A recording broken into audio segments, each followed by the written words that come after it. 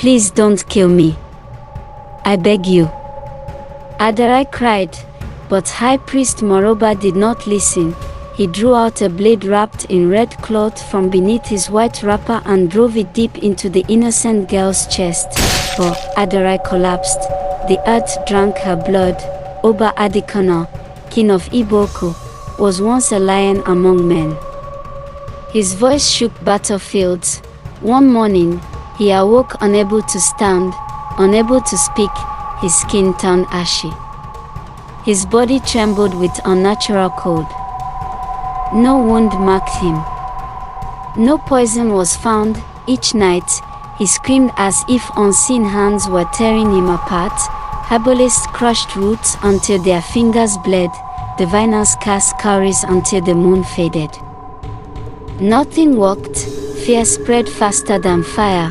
If the king died, the kingdom would fall. High Priest Moroba, mouthpiece of the gods, Moroba entered the shrine at midnight. He returned at dawn. His eyes were hollow. The gods have spoken, he said slowly. The king's life hangs on a single thread. The elders leaned forward.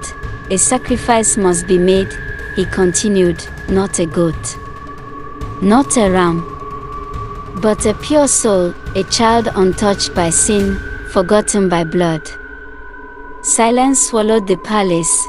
Then one elder whispered, the orphan girl. Her name was Adarai. She was 7, no father, no mother, no protector. She slept in abandoned huts and survived on pity. The gods, they said, had chosen the one nobody would fight for. They took her before sunrise. She only asked one question, will I come back? No one answered. At the sacred river, Moroba raised his blade. The child's tears soaked the soil, not begging for mercy, but for witnesses.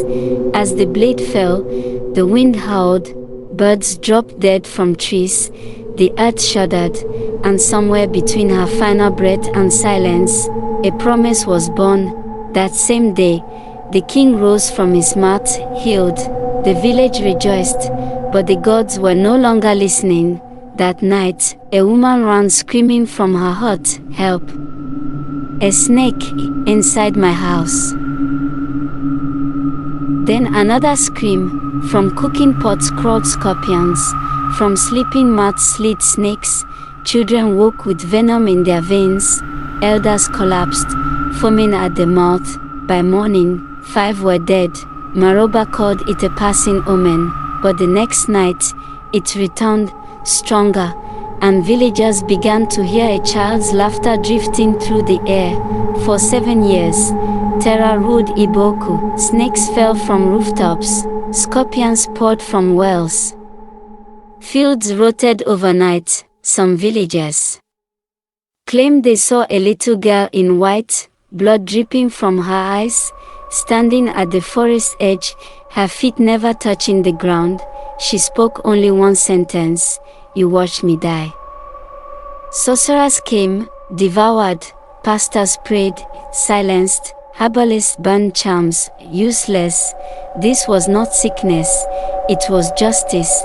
By the 7th year, Moroba no longer slept. Each night, Adarai sat beside his bed, her throat open, blood flowing endlessly. Mad with fear and guilt, he confessed before the elders, the gods never asked for her. He screamed, I lied. Gasps filled the hall. I chose her because she was easy, because I wanted revenge. Her parents cursed me before they died. They called me a fool. Silence turned to rage. So you killed an innocent child because of pride. The king thundered. Moroba was chained and dragged into the evil forest, tied to a tree facing Adarai's grave, alone. That night, the earth answered. Snakes rose from the ground and dragged Moroba screaming into the soil. He was never seen again. After the priest's death, the spirits grew silent. No more snakes, no more scorpions, but the village was already ruined. Before disappearing forever, Adarai was seen one last time, standing beneath a moonless sky. She smiled, not in joy, but in peace. And so the elders say, when leaders trade innocent blood for power, the dead will always return to collect their debts, because the earth never forgets.